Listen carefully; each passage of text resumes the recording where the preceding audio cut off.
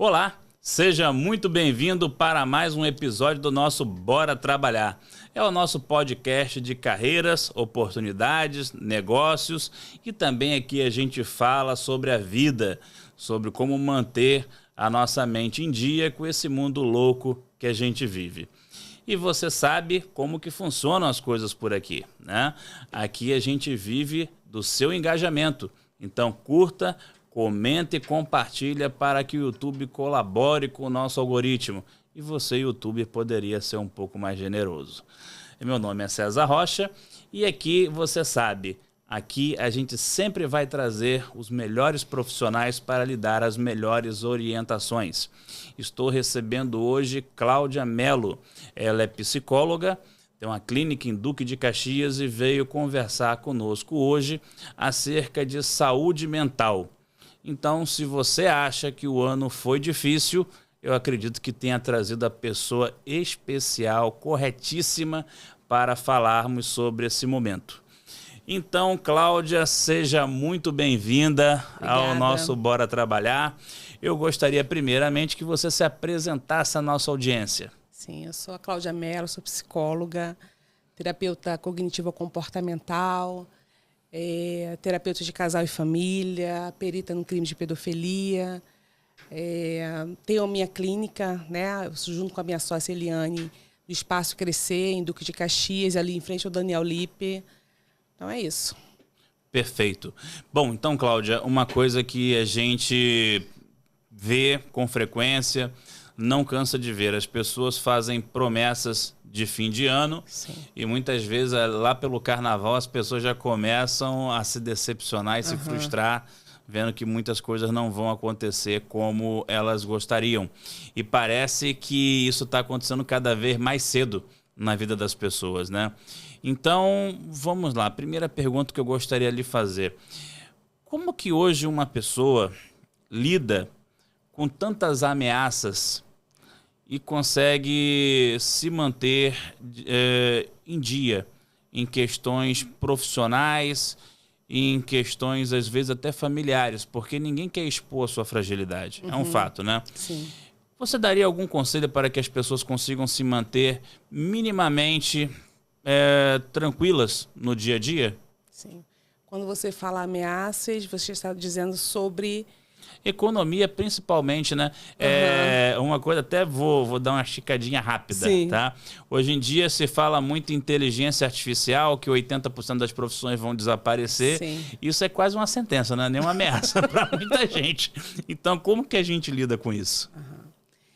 Quando a gente pensa sobre ameaças, a gente precisa entender que estamos no mundo, né? Vamos passar por situações difíceis, sim. A gente precisa se organizar, né? Essa organização mental é pensando o que eu quero exatamente, o que eu ando ouvindo, e tudo aquilo que estão falando faz sentido para a minha vida, porque às vezes as pessoas estão falando sobre situações que não cabem ali no seu cotidiano, não tem nada a ver com a sua vida, com o seu estilo de vida, e as pessoas pegam aquilo ali como se fosse uma verdade absoluta, né? Alguém que não faz nenhum tipo de aplicação no banco e descobre que a bolsa caiu, a pessoa fica desesperada, mas ela não investiu nada. Então ela fica ali meio que ouvindo algumas questões, algumas dores, e traz isso para a sua própria existência. Eu acho que primeiro ter essa consciência de quem você é. O que realmente perturba você? E o que perturba o outro faz sentido para você? Mas as pessoas querem estar sempre, até no sofrimento do outro, elas querem estar juntas, falando sobre situações que não cabem na sua rotina, naquilo do seu estilo de vida, dentro daquilo que ela se compromete no seu dia a dia em relação a trabalho, profissão, futuro, religião. Eu preciso entender primeiro quem eu sou, né? O que eu quero, para eu não me contaminar ou me contagiar com o sofrimento ou com o desespero do outro. Porque tem pessoas que fazem questão de deixar você desesperado, só vem para trazer as más notícias. Então, eu preciso me distanciar e falar, se isso tem a ver comigo, eu preciso trazer isso para a minha vida, eu preciso ficar perturbada com aquilo que não faz sentido para mim. Não é se distanciar do outro, mas saber exatamente quem é você. Eu acho que o ser humano precisa ainda, né, quando você fala da psicanálise, é esse estudo mesmo, né? É trabalhar as suas questões emocionais para você conseguir se fortalecer com a sua história, com aquilo que realmente você quer para você e não com aquilo que o outro deseja para você. Ok. E uma coisa que a gente observa bastante é que a cada dia que passa, mais empresas encerram as suas atividades. Estamos aí diante de mais um recorde de pedidos de recuperação judicial. E o trabalhador, o cidadão comum, que não tem nada a ver com isso, que está só tentando pagar o boletinho dele, sim, cada dia que passa se sentindo mais fragilizado.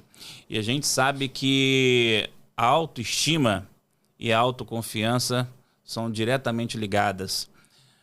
Como que a gente pode descobrir ferramentas capazes de manter uma pessoa no seu equilíbrio sem que isso venha prejudicar diretamente até a sua saúde física mesmo? Sim, sim. Como que a gente poderia ajudar essas pessoas?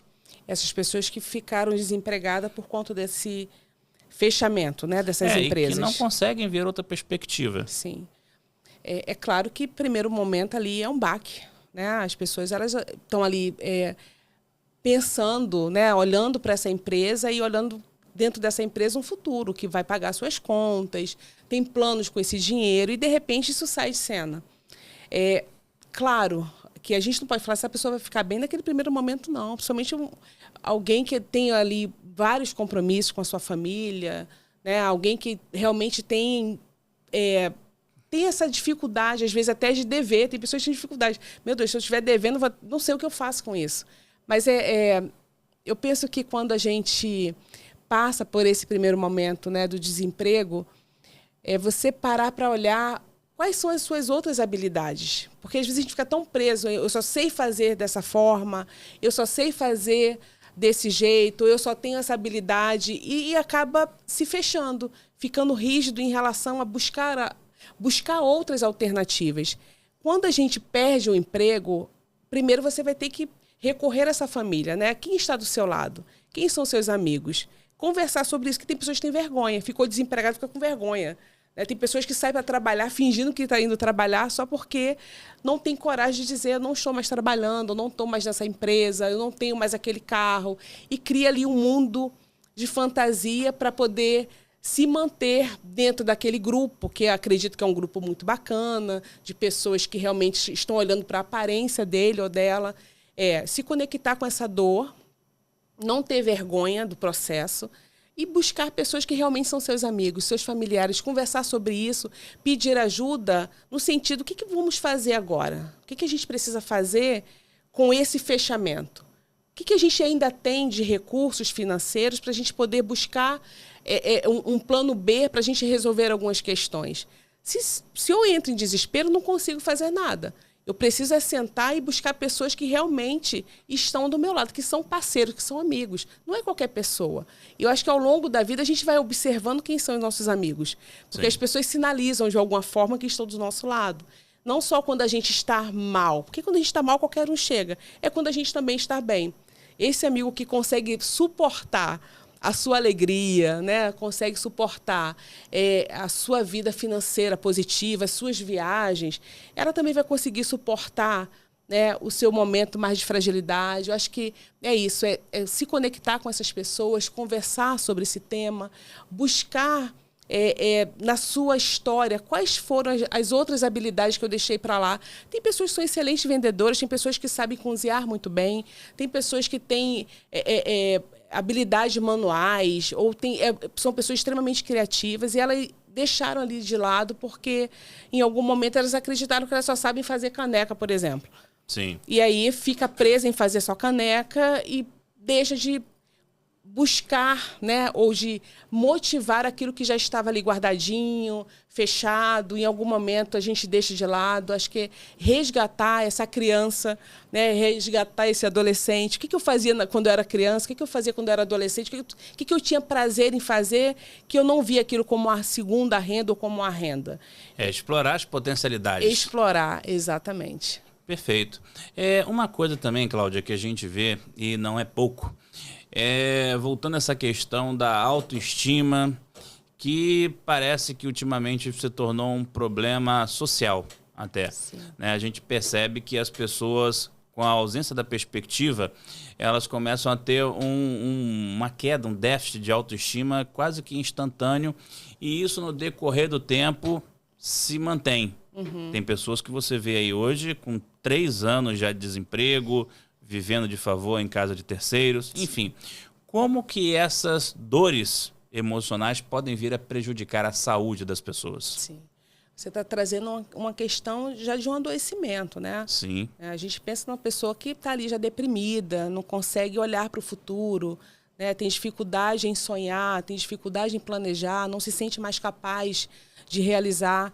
Claro que sempre uma ajuda, né? Uma ajuda psicológica, às vezes avaliar como é que está essa pessoa em relação ao psiquiatra, para entrar com a medicação, buscar parceiros, né, amigos. Eu acho que a amizade, eu sou uma pessoa que eu gosto de cultivar as minhas amizades. Eu acredito que a amizade ela ajuda muito nesses processos, né, de cura, né, de ajuda, de suporte. E quando a pessoa se sente nesse lugar, né, não olho mais para o futuro, eu não sei mais o que fazer, não ter vergonha de buscar uma ajuda. Falar sobre isso. Cláudia, mas falar sobre isso vai resolver? Vai, porque você vai começar a elaborar isso dentro de você. Você vai se organizar. Porque quando você não se sente pronto, porque quem está deprimido, né, e não se vê qualificado, se vê diferente do outro, a sua aparência, aí começa, né? Eu não estou bacana, eu estou mais velha, eu estou mais gordo, eu não sei falar, e começa a se depreciar e não se vê como era antes. Então, você começa a entender, calma aí, essa pessoa está adoecendo, o que a gente pode fazer? É buscar, trazer essa pessoa para a vida, apresentar ela novamente à vida, né? Hoje ela não tem mais 18, já tem 40, né? Ele não tem mais 25, tem 58, se reapresentar. Eu não tenho mais aquela força que eu tinha antes. Qual é a força que eu tenho hoje? O que eu aprendi ao longo desse tempo? O que eu posso fazer com o meu conhecimento? Porque você, ao longo da vida, você vai adquirindo conhecimento. Você vai buscando saídas. E, claro que uma pessoa depressiva ela não consegue ver uma saída. Ela está sempre ali dentro de um buraco muito escuro. Mas, ainda assim, você precisa buscar, né? Olhar, calma aí, o que eu preciso fazer com isso? Qual é o gancho que eu tenho para sair desse lugar? É o quê? Um filho? É um projeto? O que eu quero comer? Né? Buscar motivações. Buscar motivações. Você tem que achar esse lugar aí. Mas não é sentado, não é no quarto, é conversando. Né? Acho que a conversa vai trazer para você esse oxigênio mesmo. É você começar a se ouvir, porque a terapia é isso, né? É você parar para se ouvir também. O quanto que você fala de você. Eu falo o que de mim, exatamente? Que eu não sou bom, que eu não presto, que eu não tenho nenhuma habilidade, que eu não tenho amigos. Porque às vezes as pessoas estão tão adoecidas que elas não conseguem parar para ouvir que, calma aí, eu tenho amigos sim. Calma aí, eu tenho uma aparência legal. Não, eu tenho saúde. Talvez a minha saúde emocional não está em dia, mas eu consigo andar, eu consigo falar, eu consigo ouvir, sim. Eu me movimento, eu tenho amigos, né? Eu tenho parceiros, tem alguém que eu possa ali pedir uma ajuda, mas não ter vergonha, porque a vergonha também paralisa, né? Vergonha de ser visto, vergonha de ser julgado, vergonha do que vão pensar de mim. Tem todo esse sentimento que trava, né? Traz para o outro aquela sensação que ele não é capaz, que ninguém vai querer por perto. Então, o adoecimento, né, a saúde mental, quando ela está em dia, faz você enxergar o quanto que você é grandioso, o quanto que você é capaz. E quando isso não está em dia, quando você realmente adoece por esses fatores, não é tão simples, mas é possível. Né? A gente vê as pessoas saindo desse lugar, eu vejo dentro da clínica o quanto que as pessoas conseguem fazer um caminho que, às vezes, não é um caminho rápido, não é urgente, mas é um processo. Está aberto para o processo, para os passos. Né? É aquela criança que está ali, que a mãe estimula. Né? Você coloca a criancinha deitada, daqui a pouco você percebe que tem que ajudar ela a sentar, você coloca algumas coisas para encostar essa criança, daqui a pouco você tira essas almofadas, a criança começa a engatear, daqui a pouco essa criança começa a se apoiar nos brinquedos, nos móveis da casa, começa a dar os primeiros passos, vai colocando as mãos na parede para começar, daqui a pouco está andando. Então, quando a pessoa está doente, ela acha que já tem que sair correndo. Não, vai ter que fazer um processo, né? Vai ter que entender, calma aí, eu tenho Nesse momento eu tenho algumas limitações, mas eu vou aprender a me organizar e com o suporte das pessoas que estão à minha volta, próximo a mim, eu vou conseguir aos poucos engatear, sentar, me apoiar. Daqui a pouco eu estou andando devagar, daqui a pouco eu estou correndo. Mas tem que ter paciência. A gente não tem paciência com a gente. A gente tem paciência com todo mundo, a gente não tem com a gente quer para ontem, né? Se eu não faço agora, eu desisto. É um outro ponto que eu quero falar contigo, a ansiedade, né? A ansiedade hoje em dia não é uma questão só de quem passou por um período de sofrimento. Hoje em dia a gente tem pessoas que vêm até de situações confortáveis, mas que são extremamente ansiosas. Então tem aquelas pessoas também que passaram por momentos difíceis, superaram esse momento, mas a ansiedade ficou. Sim. Quais as consequências de se viver em ansiedade? Nossa, são terríveis, né? Quando eu estive num congresso esse final de semana, né, e falando sobre essa saúde integrativa, e o quanto que você não cuidar desse ser ansioso, dessa urgência, porque o ansioso é essa pessoa que ela quer tudo para ontem. E além de querer tudo para ontem, ela tem sempre um pensamento muito negativo. Sim. Sempre acreditando que não vai dar certo. Se chegar lá, as pessoas não vão gostar. Eu vou falar, não vão gostar da minha voz. Eu não vou saber... Enfim, são pensamentos muito distorcidos da realidade.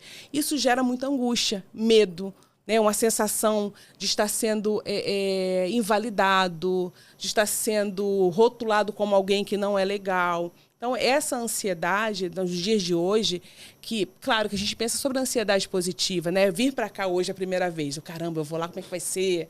Eu vou falar, será que vai dar tudo certo? Não, vai dar tudo certo sim, porque eu tenho um histórico, tem que lembrar disso, né? Eu tenho um histórico bacana, sempre deu tudo certo, por que vai dar errado? Vou lá, vai dar tudo certo. E aí é aquele friozinho na barriga, mas é algo positivo. E você chega aqui, a coisa acontece, porque você se preparou para isso, você trabalha, né, dentro da sua profissão, é algo que você fala com frequência. Então, por que seria uma coisa tão aterrorizante? Agora, a ansiedade negativa é quando a pessoa não consegue perceber quem ela é. Ela se perde, né? Ela vai fazer algo que ela faz a vida inteira, mas naquele primeiro momento ela acredita que vai dar errado, que a pessoa não vai gostar, e que talvez ela vai chover muito, ela não vai conseguir chegar no lugar, e que o trânsito vai estar muito pesado, e que talvez possa faltar luz. Enfim, ela começa a criar distorções ao longo do dia, que chega no final do dia, ela está exausta, porque ela liberou, né, hormônios no corpo como fuga. Né? Eu tenho que fugir dessa situação, eu preciso me livrar dessa situação. E não é mais prazeroso estar nos lugares, porque é caótico, a cabeça é caótica. Sim. E quando você pensa em uma pessoa ansiosa, ela não consegue viver o agora, o aqui e agora. Ela está sempre lá na frente, ela não consegue aproveitar o dia. Uma coisa que você falou agora que me deu uma percepção muito clara. A ansiedade, ela muda a percepção da realidade. Total, muda. Ela não consegue aproveitar o agora. Ela está sempre pensando que eu vou dar errado, vai dar alguma coisa errada. Não é possível. Né? Tá tudo muito bacana. Tem alguma coisa, em algum momento eu vou ter um susto. Então, ela está sempre em alerta. Imagina a pessoa o dia inteiro em alerta. Você fica em alerta se você está dentro de uma comunidade, né? Se de repente a linha vermelha, a linha amarela para, você vê ali alguma coisa, um carro se movimentando, voltando, caramba. E aquilo dali te gera, né, uma sensação de medo. Então, você se prepara, você fica em alerta. Agora, imagina a pessoa o dia inteiro em alerta. O quanto que é sofrido. No final do dia, a pessoa está um caco, porque ela passou o dia inteiro acreditando que alguma coisa fosse dar errado. E não deu nada errado. Então, ela não consegue curtir o dia dela. Ela está almoçando, mas não tá confortável, ela está conversando, mas está ali insegura, não está acreditando que o outro está ouvindo ela com os bons ouvidos, ou será que essa pessoa está gostando da minha fala? Será que eu estou sendo interessante? Enfim. Então, é essa confusão de pensamentos que deixa essa pessoa num lugar que é um lugar perigoso, porque o ansioso ele começa também a evitar alguns trabalhos, evitar algumas situações diferenciadas. Ela não começa mais a arriscar, porque a vida é um risco. Né? Estamos aqui, aparece uma situação diferente, você vai lá e faz, e você se coloca, né, para ser visto, você cria situações para você melhorar de vida. O ansioso, ele está sempre evitando, então ele não vai, ele vai paralisando, e fica muito com essa distorção da sua própria imagem. Sim. E quando, claro, isso não é de uma hora para outra, né? A gente fala que a ansiedade ela é só um sintoma, né? A depressão é só um sintoma. A gente tem que olhar para esse histórico, né? Quem foi essa criança? Quem foi esse menino? Quem foi esse adolescente? Qual é a história de vida desse adolescente? Porque de repente ficou ansioso. Ficou ansioso por quê? E aí você para ouvir depois com calma na clínica, né? Ele chega às vezes com a crise de ansiedade no consultório. E quando você vai entender, ele teve uma questão muito séria lá na infância, separação dos pais, que aqueles pais brigavam muito e que algumas situações para ele ficou como um gatilho e ele desenvolve, né, um transtorno de ansiedade, mas não é pela vida que ele está vivendo agora, mas tem ali, né, na sua memória, o seu passado ainda muito caótico que ele traz para a vida adulta como se ele ainda fosse uma criança. Está sempre ali com aquela sensação de risco, de perigo. Sim, é um fato. Agora me diz uma coisa, quais as técnicas possíveis para se aliviar estresse e ansiedade? Sim, aí vamos lá. Dentro da terapia cognitiva, é muito importante a gente pensar, a gente sempre pensa, né? Tem uma estrutura, né? Situação, pensamento, emoção, comportamento e consequência. Isso a gente leva para a vida. Prestar atenção na situação. Qual é a situação que você está vivendo? Qual o pensamento que você tem dessa situação? Qual é a emoção que você sente quando você para analisar esse pensamento? Como você se comporta com essa emoção? E qual é a consequência de tudo isso? Porque geralmente a gente presta atenção na nossa emoção. Acordei triste. Aí fica triste. Por que você está triste? Não sei, não estou legal, vou ficar na minha. Calma aí. Preste atenção. O que você pensou para gerar esse sentimento de tristeza? A pessoa, não pensei em nada. Claro que pensou. Só que a gente não para prestar atenção nos nossos pensamentos, porque eles invadem a gente de repente. Claro, e um pensamento sempre vai vir de uma situação que você viveu. Imagina que você está aqui passando e você lembra de uma situação que você queria ter marcado o encontro com aquela pessoa, a pessoa passou ao seu lado e não te deu bola, não te deu confiança. E você, que coisa estranha. Você lembrou da situação e da sensação que você teve de desprezo. O que você sente? Tristeza. Caramba, a pessoa me desprezou. Pronto, a pessoa fica ali. Lembrou de uma situação que ativou um sentimento e você fica ali refém disso. Primeiro momento, quando a gente fala sobre essas técnicas, é eu observar primeiro o que eu sinto com tudo isso, o que eu posso fazer para mudar. Porque a gente pode fazer uma outra cena da mesma situação. É criar um pensamento, não um pensamento irreal, mas que é possível. O que eu posso fazer com essa situação? Tá bom, a pessoa me desprezou, tá. Essa pessoa está onde? Qual é o significado dessa pessoa para você? Qual a importância que você dá para esse desprezo? É primeiro você tomar contato mesmo com o que você vê ali na hora. Porque às vezes a gente supervaloriza uma situação, mas tem muito mais ali da nossa vaidade, do nosso ego, do que realmente desse sentimento que a pessoa é importante. É só, essa pessoa me desprezou. Como assim? Não estou acostumado com isso. E aí fica mal. Aí quando você para analisar, fala assim, não, essa pessoa também não é tão importante assim para me deixar o dia inteiro angustiada, chateada, porque simplesmente essa pessoa não parou para me ouvir. Aí você começa a observar que aquela sensação vai ficando frágil, vai se dissolvendo, porque você criou uma estrutura, você deu uma importância para algo que não era tão importante assim. E quando é muito importante, o que você pode fazer com isso? Né? Qual é o seu poder em mudar aquela situação? Tem situações que vão acontecer sim. E você vai ter que lidar com esse sentimento sem precisar paralisar o seu dia. Ok, sim. Fiquei chateado sim, fiquei. Tá, mas qual o tempo que eu vou me dedicar com esse sentimento? Não é desprezar o sentimento, que a gente não pode. Avaliar o que eu sinto. De 0 a 10, eu sinto quanto? Ah, Cláudia, eu sinto 10. 10? Essa pessoa te deixou nesse lugar mesmo? Não, deixa eu ver melhor. Aí você começa a trazer novamente essa pessoa para o cenário. Você vai vendo que aquilo vai caindo. Ela vai... Não, também não é tanto assim. Porque teve uma situação... Aí ela começa a lembrar, né, dessa relação, que não é uma relação tão afetuosa assim, que já teve alguns conflitos. Ela fala assim, realmente, não é tudo isso. Vou colocar 3. tá bom, faz parte ficar com raiva, sim, ficar triste, sim, mas eu preciso achar o tom adequado. Senão eu fico muito presa a tudo que acontece, tudo fica muito grandioso. E essa pessoa que leva tudo para aquilo muito grandioso, eu preciso também prestar atenção. Quem é essa pessoa? Será que tem algum transtorno de personalidade? Quando a gente pensa no border, né? Do borderline, Sim, ele, sim. tudo é extremo, né? Tudo ele sente de uma forma muito potente. Aí, ok.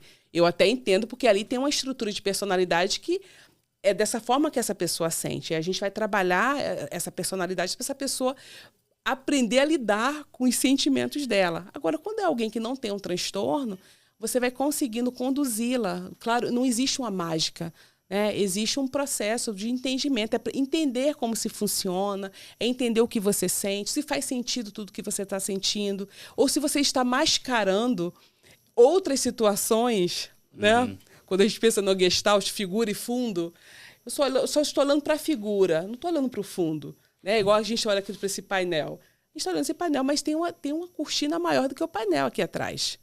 Essa cortina preta.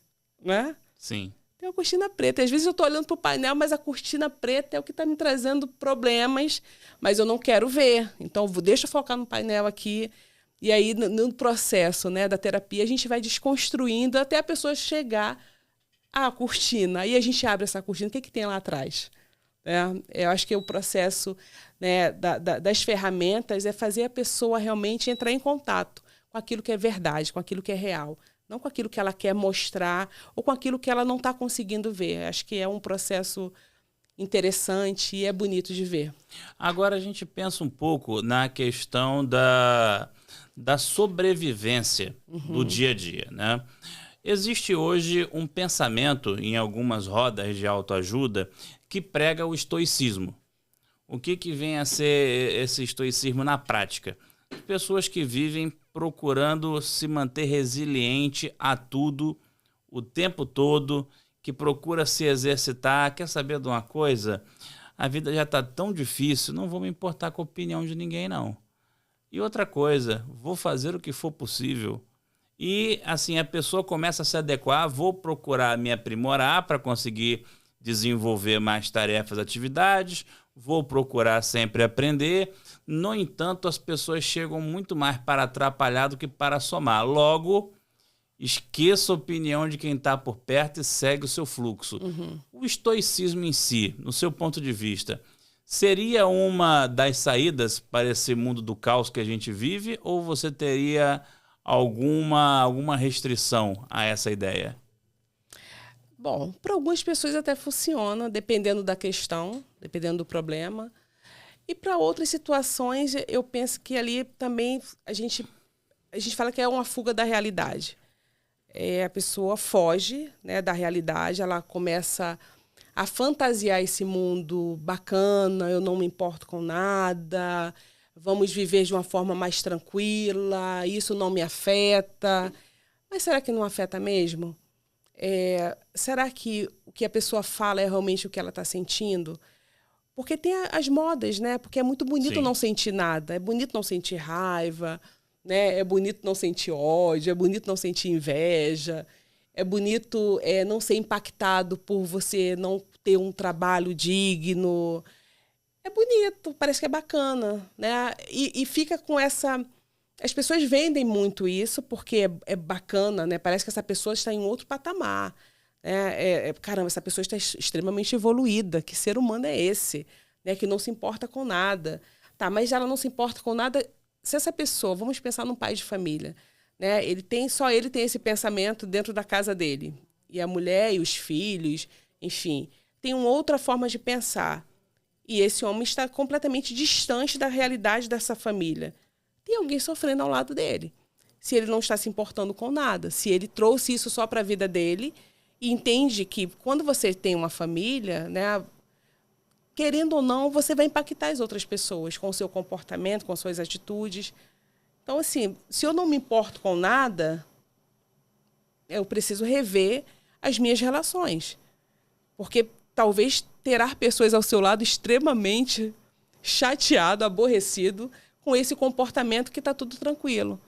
O mundo está caindo e a pessoa está lá, não me importo mais com nada.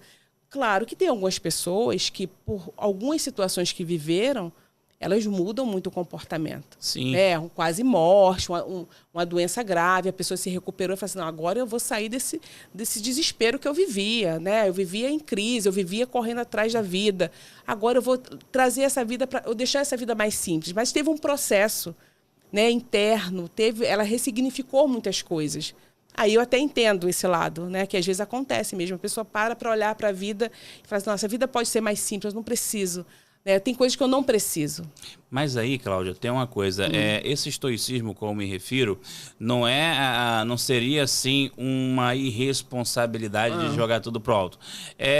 Tem até uma entrevista que a gente assistiu há algum tempo de um médico de emergência dizendo o que é o estoicismo na medicina. É você ter a consciência de que você não tem todos os recursos. Não tem, a exatamente. emergência vai bombar, Sim. independentemente da realidade da sua disposição física. Você tem consciência de que algumas perdas infelizmente acontecerão. No entanto, é necessário que você esteja ali firme para dar de si a quem precisar, em qualquer momento no seu plantão. Então, quando a gente traz isso para a vida do trabalhador, para a vida do empresário que vive cercado de fragilidades e ameaças, tantas incertezas no mundo de hoje, e ao mesmo tempo, nós, enquanto homens e mulheres, nós somos o porto seguro de algumas pessoas. Sim. Então a gente não pode cair, embora a gente saiba que, por mais forte que seja um indivíduo, é impossível alguém que viva a vida inteira sem cair de joelho algumas vezes. No entanto, é necessário até saber cair. É ou não é? Então, esse é o estoicismo que eu digo. Não é largar de mão, é realmente se manter firme. Mas isso é uma mudança realmente mental, né? Eu acredito que alguém que chega nesse lugar não foi de uma hora para outra. Teve um processo interno, né, para ela evoluir dessa forma, entender que, ok, eu estou trabalhando nesse local e que eu não tenho todos os recursos, eu vou fazer o que me cabe, eu vou fazer o que eu posso, o que é possível, é claro. Esse entendimento é interessante até para você não criar um problema maior dentro de uma equipe, né? Se você está num hospital e falta soro, como eu já trabalhei, não tinha luvas, como assim? Não tinha soro? O que se faz com isso? Alguém vai na farmácia e traz um soro, alguém vai lá e compra um álcool em gel, enfim. Você vai criando situações para resolver o caos. Mas você não se abala a ponto de achar que depende só de você. Não, o que eu tenho é isso aqui. É essa mesa, essa xícara, aqui o microfone. Vou fazer o que com isso? O que eu posso fazer para o outro, ou para eu me sentir parte de tudo que acontece? Qual é a minha parte? Qual é a minha função nesse lugar? Eu entendo que tem pessoas que chegam nesse patamar, sim, mas não é de uma hora para outra. É um processo realmente interno, às vezes muito doloroso, passaram por situações dolorosas e elas chegaram a esse patamar. E aí eu só tenho que ter cuidado que o processo é meu. Eu não posso acreditar e achar que o outro também tem que pensar igual a mim. É essa a minha preocupação quando alguém vai para esse lugar ou chega nesse patamar e começa a acreditar que todo mundo tem que pensar igual. Não, o processo foi seu. Igual quando as pessoas estão em terapia. Ai, mas eu queria que ela, eu queria... Não, calma aí. O processo é seu. Você que está em terapia. Sim. É você que está evoluindo. É você que está aprendendo a dizer não. É você que está aprendendo a se colocar. É você. O outro não está se cuidando ainda. Então, é por aí que eu penso, né? Houve, sim, um pensamento diferenciado por causa de um processo interno, particular. Qual foi a chave que virou na cabeça dessa pessoa para ela entender que, ok, qual é a minha parte aqui? Para eu não levar tudo para o extremo ou não ficar extremamente ansioso com aquilo que falta, com aquilo que eu não consigo fazer, porque o que eu não consigo, eu não posso entrar em desespero, porque não depende de mim. Não é tão simples, né? É muito bonito ser falado, mas quando essa pessoa fala é porque ela já se organizou toda. Mas sim, o processo, sabe o que a gente fala muito da águia, né? Quando ela está lá trocando o bico, a pena, ela está lá no cantinho dela, lá quase morrendo. Daqui a pouco ela se ressurge lá, bonita para ser vista novamente. E às vezes esse processo é muito ali. É só você no seu cantinho. É a hora que aquelas pessoas às vezes dão uma sumida do Instagram, do Facebook, dos passeios de família, das fotografias. Você está falando, sumiu, né?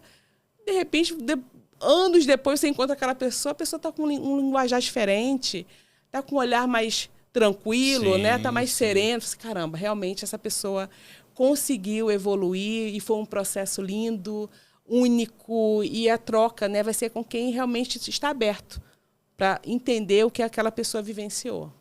Perfeito. Uma coisa que a gente sempre fala também, Cláudia, é a importância da família, né? E a gente tem alguns problemas muito específicos da nossa sociedade. A gente vive uma criação que, no geral, hoje em dia, não se fala mais de princípios, não se fala mais de limites, né? As crianças hoje são pequenos consumidores. O não foi combatido durante muito tempo, só que a gente está com excesso de sim. Então a gente caiu numa permissividade sem limite. Então a gente hoje não apenas tem famílias muitas vezes desestruturadas, mas famílias com ausência de conceitos. Então, para você ter uma ideia do que eu estou dizendo, pessoas que hoje não sabem, por exemplo, passar por coisas. Eu tenho 43 anos. A minha geração, quando tinha dificuldade em química, em física, matemática, a gente deixava de dormir, a gente deixava de ir na casa da namorada, a gente deixava de sair no fim de semana. E hoje em dia ninguém mais está disposto a sacrifício nenhum. E as famílias de hoje têm muito disso. Então, como criar uma pessoa resiliente, como produzir cidadãos resilientes e produtivos sem sacrifício? Então, a gente percebe que há uma desestruturação no modo de vida. E a família é a base de qualquer pessoa, né? Então, como que uma pessoa que não possui essa base sólida, que possui um déficit de conceitos formados para a vida, como que essa pessoa hoje poderia se encontrar em uma determinada direção para crescer?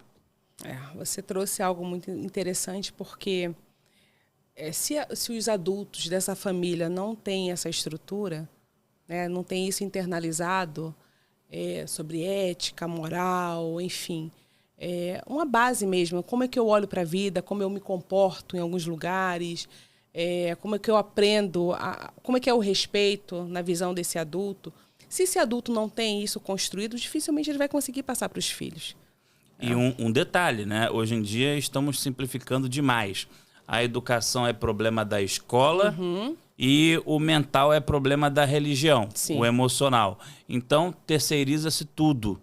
Exatamente. E faz o quê com o indivíduo? E faz o quê com esses que estão chegando agora? Né? Com essas crianças, esses adolescentes que chegam num mundo que é um mundo que você percebe que está tudo muito superficial, as relações são superficiais, os pais não conhecem seus filhos, os filhos, eu falo que às vezes, quando alguém chega no consultório, Cláudia, mas meu filho não quer conversar comigo, a gente não tem uma relação boa, ele não me tem como amigo. O garoto já tem 18 anos, né? Acho que você constrói isso na primeira infância, né? Dos 0 aos 7 anos, é quando você cria esse vínculo de afeto, de confiança, é quando você compartilha e quer saber do seu filho, não só sobre como é que foi na escola. Essa pergunta que eu acho a pergunta mais chata que qualquer mãe pode fazer para um filho, que é, como é que foi na escola? Como é que foi na escola? O filho, foi tudo bem. Simples assim. Não tem uma conversa mais profunda, né? Filho, como é que você está? Você está bem? Você sentiu saudade de mim? Eu senti muita saudade de você. E aí você abre esse diálogo com essa criança, né? Assim, essa pergunta básica e genérica que é sobre como é que foi na escola, como se fosse uma pergunta que a criança fosse sentar e falar para você tudo o que aconteceu naquele dia. E a criança não vai contar para você tudo o que aconteceu, porque para ela não faz muito sentido essa pergunta. É uma pergunta muito superficial. Então, você percebe que esses pais que querem ou buscam que a escola, e agora muitos se jogam muito na terapia, né, para a gente também consertar os filhos, tipo assim, te dou 3 meses para você me dar um filho novo. Não é por aí, né? Tem questões que vai depender dessa família se reorganizar novamente. Sentar, pedir desculpa, pedir perdão, o que a gente pode fazer para melhorar, rever mesmo, aceitar que errou. Os pais precisam aceitar que estão errando. Não errei. Eu fiz até aqui porque eu aprendi dessa forma. Tá bom, você aprendeu dessa forma, mas o que você pode fazer agora? Né? Porque você, querendo ou não, você já tem alguém para você dar conta, para você ensinar, para você mostrar um outro caminho. Você vai fazer o mesmo caminho com seus filhos? Essa ideia que as pessoas constroem como se os filhos fossem os seus pais, né? Os pais estão se colocando no lugar de filhos. Os filhos que chegam e dão as ordens dentro de casa. Sim. Os filhos que mandam, eles que decidem. E né? tudo se resolve consumindo, né? Tudo... Vamos pro shopping. Exatamente. Né? É sobre o consumo, não é sobre a conversa, não é sobre o papo, não é sobre o abraço. Né? Qual foi a última vez que você abraçou seu filho? Qual foi a última vez que você disse que ama? Qual foi a última vez que você olhou e falou das qualidades dele, sem apontar defeitos ou o que ele deixou de fazer? Porque é muito isso. Olha, você não arrumou sua cama, hein? Olha, você tirou uma nota horrorosa na escola. Olha, porque tá aí. Quais são as qualidades do seu filho? O que você está dizendo para ele? Se você só pontua aquilo que é ruim, não estou dizendo que não tem que mostrar, mas ele também tem algo bom, né? Ele precisa também ser visto dessa forma. E quando não se tem afeto, quando não se tem respeito, dificilmente você vai conseguir inserir esses conceitos. Você não vai conseguir, porque criou ali uma estrutura muito rígida. O filho, ele entendeu que com você é dessa forma. Ele vai ter que criar uma máscara para poder lidar com esses pais. E os pais, acreditando que está lidando com esse filho real, vai tomar um susto. Porque quando esse filho começar a crescer, esse filho não encaixa mais esses pais na vida deles. Quantos adolescentes que eu ouço falam assim, Cláudia, eu não vejo a hora de morar sozinho. Ah, porque esse adolescente é ruim? Não, é porque ele não tem vínculo nenhum com esses pais. Ele não conhece esses pais. Os pais não conhecem eles. Não pararam para se conhecer. Na pandemia foi muito isso. As pessoas aprenderam a se conhecer. É tanto que alguns casamentos acabaram, porque eles ficaram tanto tempo juntos que eles não deram certo. Os filhos... Eu lembro que a gente teve que apresentar... Tá, se apresenta lá para sua mãe. Quem é você? Ah, eu sou fulano. E era muito interessante esse primeiro momento, porque... ninguém mais se via, porque essa ideia de pedir a comida, entregar em casa e não ter contato, os pais chegando tarde do trabalho, os filhos saindo cedo, enfim. E qual é o momento que você cria para estar com esses filhos? E não é só sobre falar sobre, é viver. Né? É você, na vida, você ter ética, é você ter valores muito claros para o seu filho. Não é falar sobre valores, é você vivenciar isso no seu dia a dia. No trânsito, no supermercado, como que você faz quando o outro deixa você ter alguns privilégios? O que você faz com esse privilégio que, na verdade, você não tem que ter? Alguém facilita para você algumas coisas na frente dos seus filhos, você faz o que com isso? Você aceita? Entendo. Né? Você está aceitando e depois vai pedir o quê? Vai ensinar o quê para esse filho? Então, alguns pais não conseguem conversar com esses filhos porque eles não se sentem... Eles não têm moral. Né? Eu vou falar o quê? Tudo que eu falar, eu vou ser, de alguma forma, julgado e não vão parar para me ouvir porque eles já viram muitas coisas, já ouviram muita coisa aqui na minha casa. Então, eles perdem esse lugar de educar, de mostrar o caminho... Né, de ensinar aquilo que é básico. Então, fica nessa dependência da escola, da religião, da psicologia. Criam esses lugares acreditando que esses lugares vão trazer para os seus filhos um conhecimento, uma personalidade, uma identidade. Pode até ajudar, mas a base, o berço, né, o útero, é em casa, é dentro de casa, é na família que você constrói esse filho ou essa família com saúde, né? Saúde física, mental, espiritual. Perfeito. E uma outra questão. Pessoas que estão com a sua autoestima abalada, que estão sem nenhum nível de autoconfiança, mas que não têm uma família. Estão aí tentando um relacionamento, até já estão em algum relacionamento, mas estão mentalmente, emocionalmente destruídas. Como que uma pessoa consegue manter um relacionamento ou consegue, inclusive, cultivar o relacionamento com um déficit emocional agudo? Qual seria o caminho? Terapia. Sabe aquela história que as pessoas falam, eu estou procurando uma pessoa bacana, uma pessoa legal, só que essa pessoa, você mesmo não é legal. Eu falo isso, né? Eu lembro de uma família que...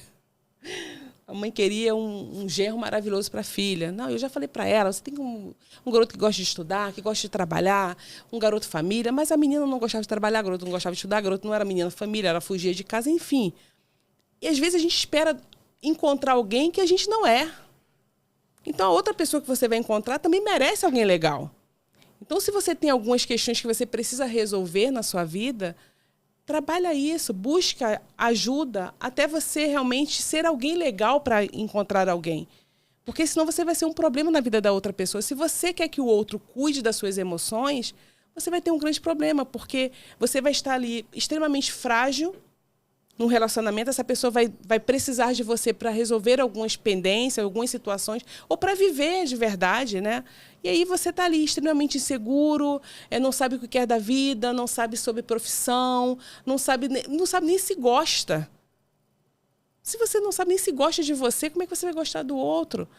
A gente precisa gastar tempo com a gente, né? Se cuidar, claro. né? Se cuidar para conseguir entrar no relacionamento e você conseguir se doar ou dar aquilo que também a outra pessoa merece. Não vá para um relacionamento se você não está bem com você. Você vai ser um problema na vida da outra pessoa. Porque a outra pessoa acredita que você está bem, então não venda uma imagem que você é bacana, que você é perfeito. Nas redes sociais é muito isso, as melhores fotos, né? E aí, às vezes, as pessoas pelo aplicativo conversam com as pessoas e são maravilhosas nos aplicativos, e quando se encontram é um caos. Caramba, essa pessoa é louca, né? Esse cara é maluco. Porque está numa conversa, no bate-papo e está tudo ok. Só que o dia a dia é que as pessoas se mostram como elas são.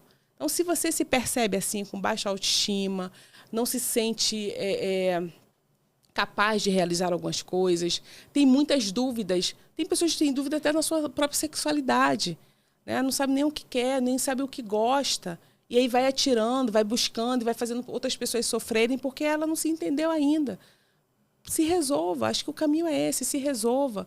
Cuide de você primeiro, se reorganize, né?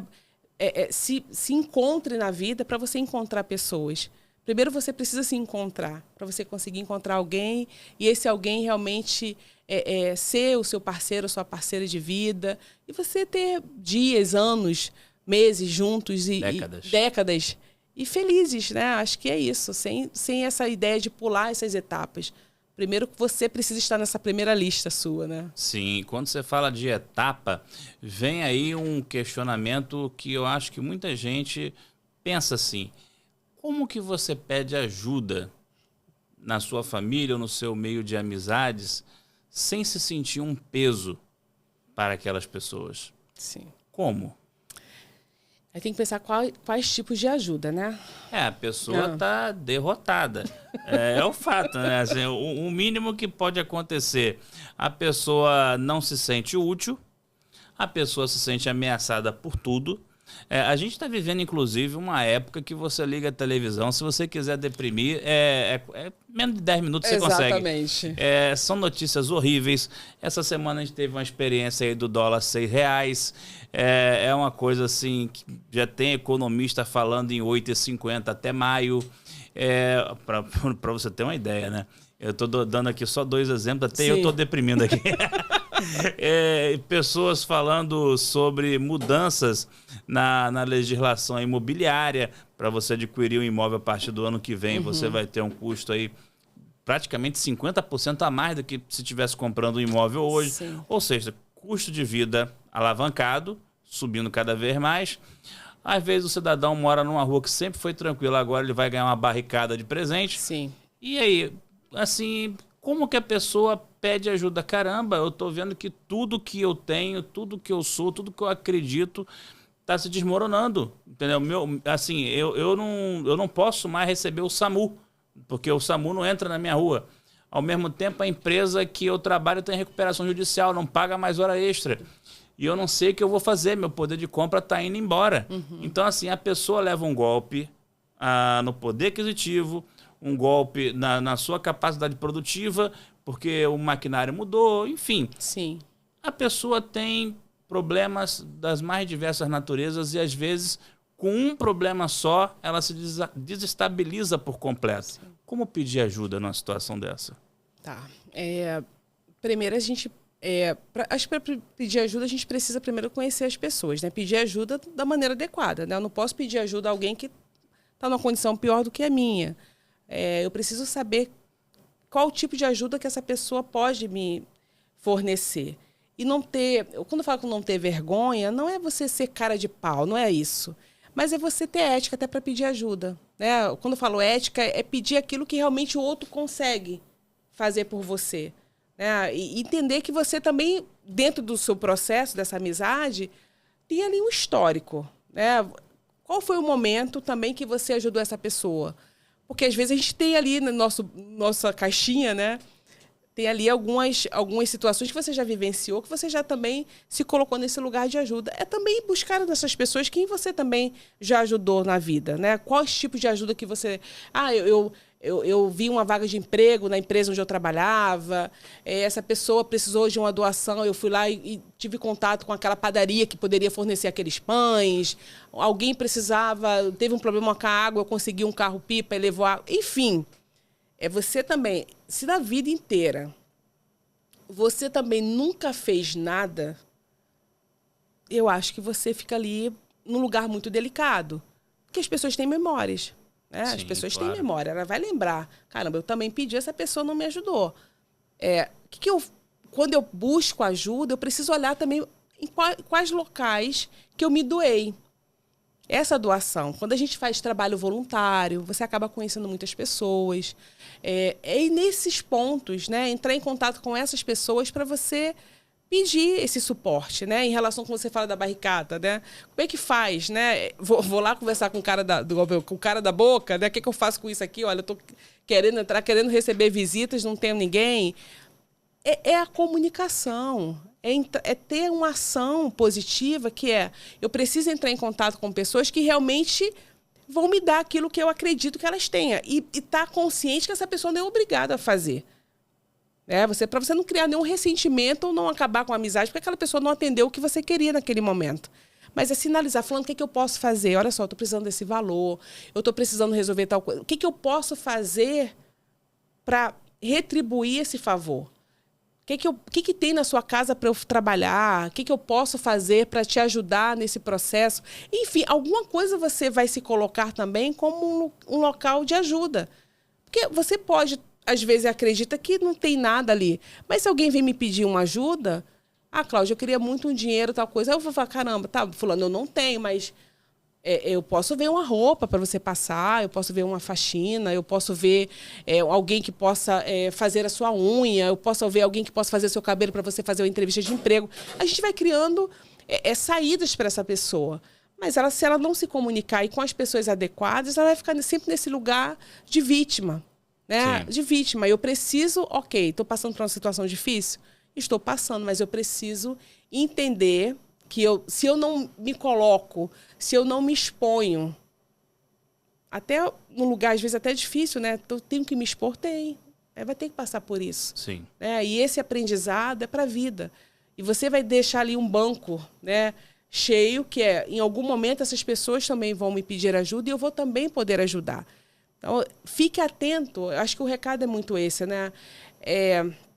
Na vida a gente acha que nunca vai precisar, porque está tudo organizado, está tudo bonitinho. E às vezes a pessoa vem te pedir uma ajuda que às vezes você pode até fazer. Mas você está tão acostumado a dizer não, que você, não dá, porque você não quer ter nenhum trabalho. Às vezes dá trabalho, tem que entrar em contato com outras pessoas, tem que pedir um favor. Faça isso, porque você não sabe do seu futuro. Você não sabe o que te espera. Aparentemente está tudo organizado. Mas não é só sobre eu vou fazer para receber. É entender também que o outro é tão humano quanto você. O outro também sente fome, sente sede, se preocupa, tem desejos, tem vontades. E você também sente isso. Agora, é se humanizar. Acho que ser humano, na palavra, é você se colocar nesse lugar de ajuda, de acolhimento, de apoio e também se colocar nesse lugar que eu também posso pedir, eu também posso me movimentar. Isso não é vergonha, não é feio, faz parte, são fases. Entender que dessa fase você vai precisar, em outra fase você vai poder ajudar. Perfeito.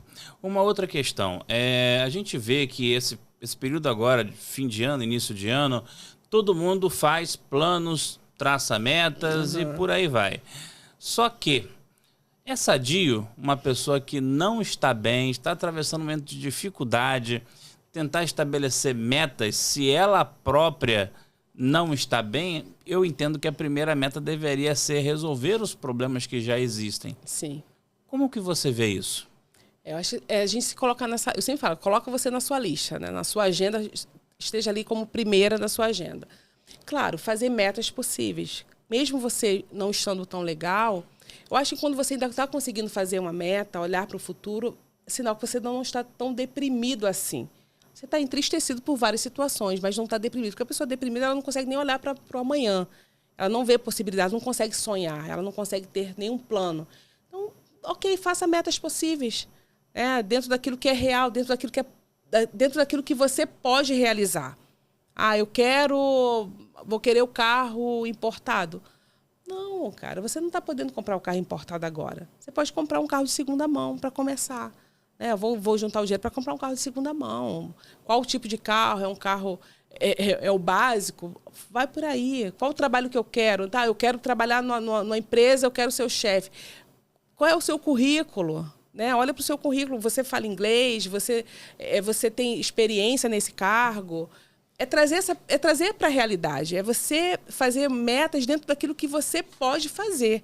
Eu não posso querer comprar algo ou estar no local que eu não tenho qualificação, que eu não tenho conhecimento. As pessoas, às vezes, elas estão querendo estar... Hoje em dia tá demais.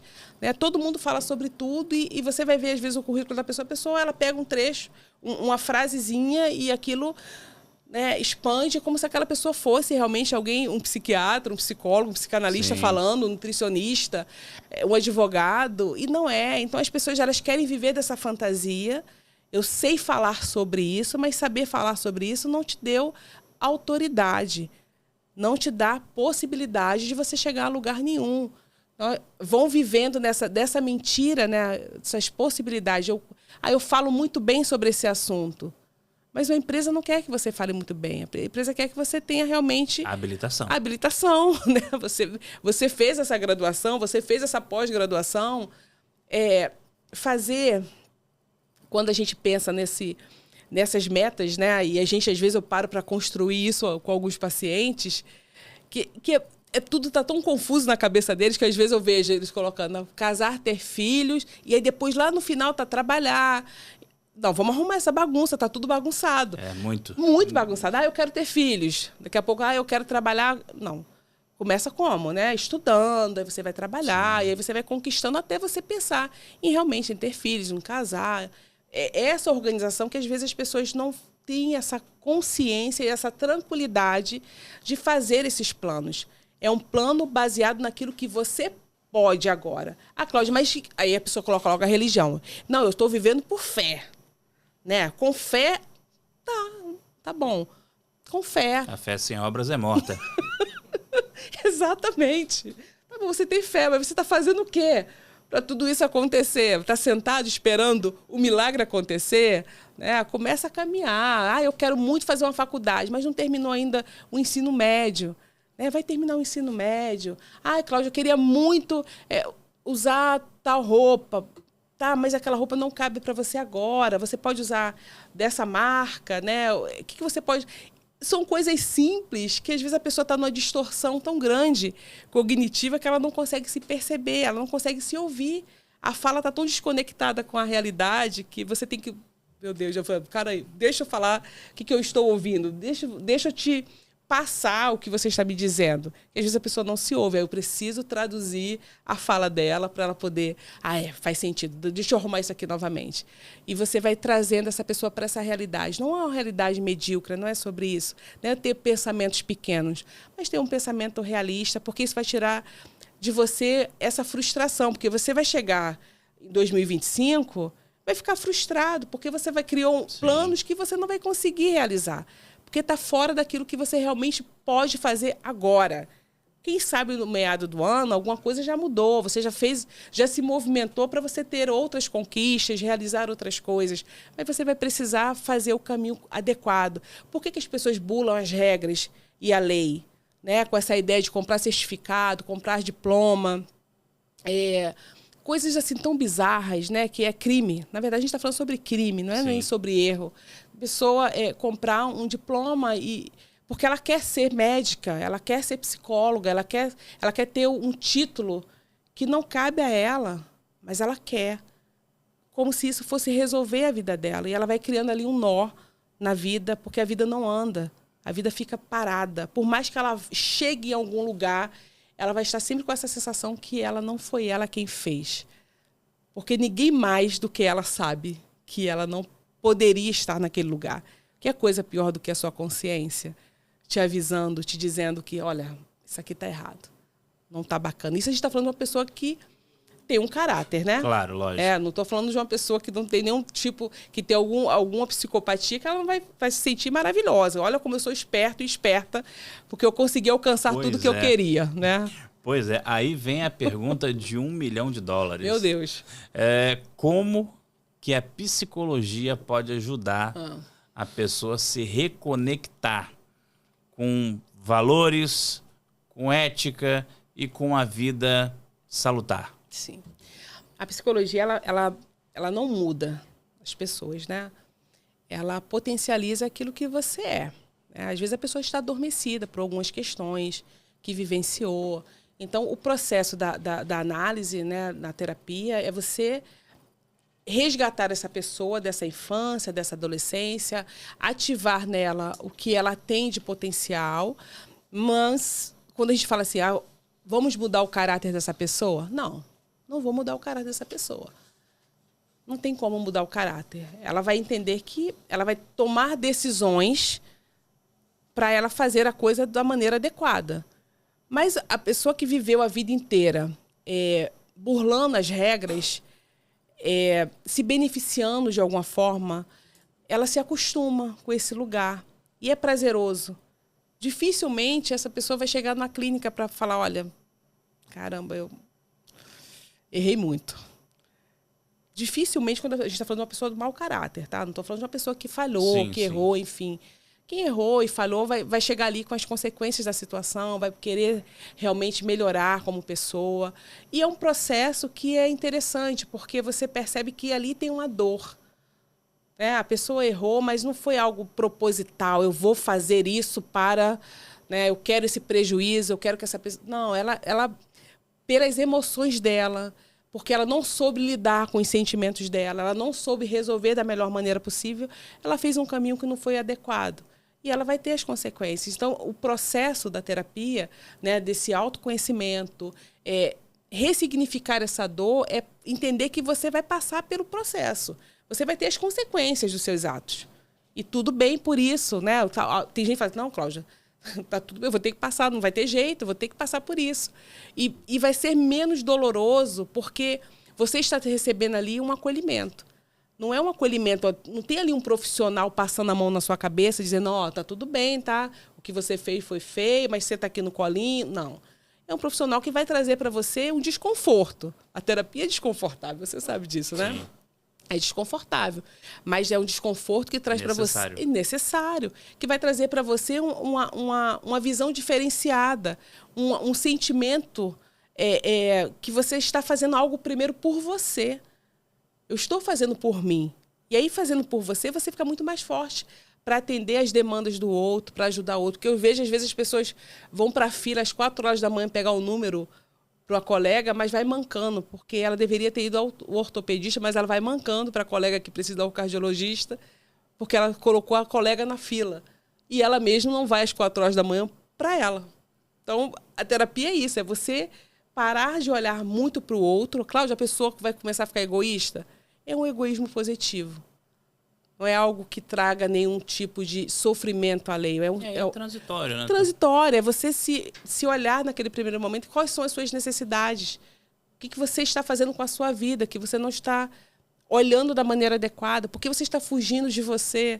Por que você se esconde, né? Por que você está olhando para esse quadro ao invés de olhar para aquela cortina preta? Por que você não abre logo isso para a gente ver o que tem aí atrás? E é isso. E é maravilhoso, né? Eu acho que a terapia... Não adianta. Eu como psicóloga, eu sou fascinada pela terapia, pela psicologia.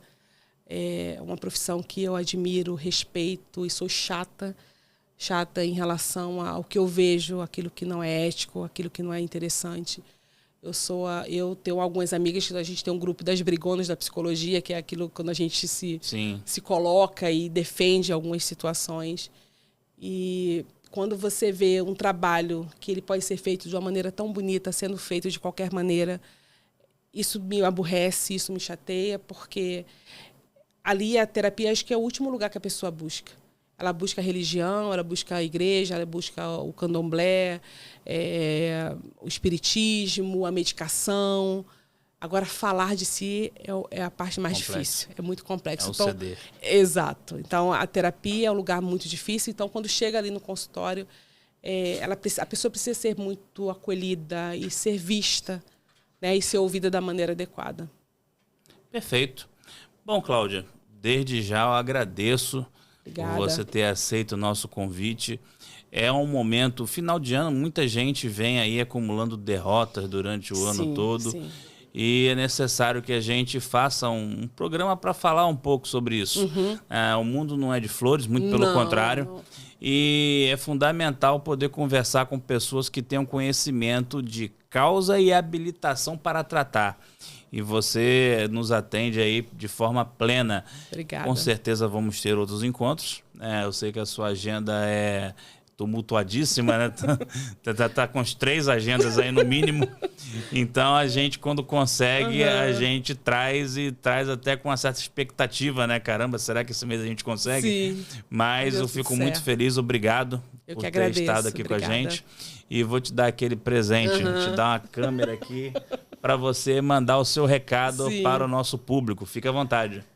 Bom, o recado se ame, né? Se ame, se respeite, se coloque nessa agenda que você faz, essa agenda semanal. Esteja ali nesse primeiro lugar, cuidando da sua saúde física, mental, espiritual. Não abra mão, né? Não abra mão de você, não abra mão da sua saúde, não abra mão daquilo que você acredita. Esteja presente nos lugares, presente inteira. Se está chovendo, aproveite a chuva. Se está sol, aproveite o sol. Se está ouvindo a música do Djavan, escute a música do Djavan. Se está deitado, aproveite o seu sofá, a sua cama, mas esteja inteira nos lugares. Eu acho que isso faz muito bem. Isso traz para você um relaxamento que, às vezes, a gente acaba não tendo porque não consegue viver isso da maneira adequada e a gente vai vivendo a vida de uma correria como se tudo fosse urgente. Eu acho que a única urgência é você, tá? Cuide de você, por favor. Perfeito. E para você que nos assiste, fica o nosso recado. Estivemos aqui hoje com a Cláudia, colaborou muito conosco e você pode entrar em contato com ela. As redes sociais da Cláudia ficarão disponíveis na descrição do vídeo. Então você sabe que tem com quem contar. Não espere o problema crescer. Busque o profissional quando você começa a sentir que a sua vida não está como deveria estar. Quanto mais tempo leva para se buscar, mais tempo também se leva para resolver. E se você já deixou passar do tempo mais do que deveria, busque ajuda. O maior investimento que você pode fazer na sua própria vida, jamais duvide disso. E pensando nisso, você que por um acaso é engenheiro e busca fazer a sua pós-graduação em Engenharia de Segurança do Trabalho, o Grupo Desempenho tem uma novidade. Nós temos hoje 70 bolsas com o valor de investimento de R$500. Você pode parcelar em até 12 vezes no cartão de crédito e ter aí a sua pós-graduação em Engenharia de Segurança do Trabalho para poder obter a sua segunda habilitação junto ao CREA. Então não perca essa oportunidade e entre em contato agora com o Grupo Desempenho. E esse foi mais um episódio do nosso Bora Trabalhar. E você já sabe, eu vou ser chato mais uma vez. Curta, comenta e compartilha. E fique sempre com a gente que semana que vem tem mais. Um forte abraço e que Deus abençoe a sua vida. Obrigada.